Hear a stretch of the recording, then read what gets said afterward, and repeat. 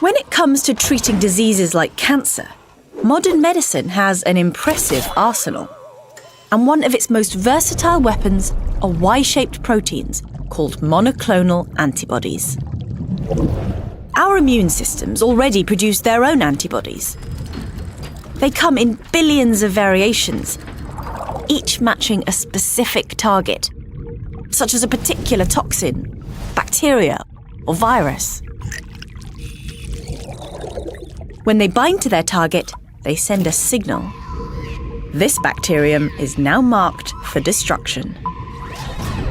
These naturally produced antibodies are pretty effective, but in the 1970s, scientists figured out how to mass produce them.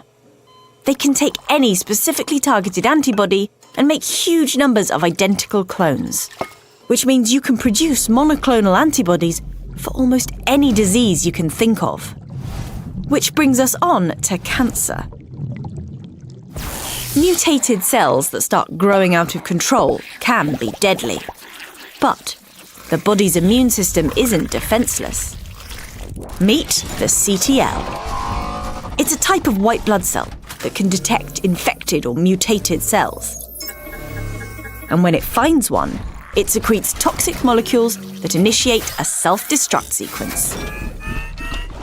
But the CTLs do sometimes need to be reined in. If they get over-enthusiastic, the immune system can start causing collateral damage, attacking healthy cells. Fortunately, the CTLs can be turned off by activating a molecule called PD-1. The trouble with having an off switch is that cancer cells can exploit it.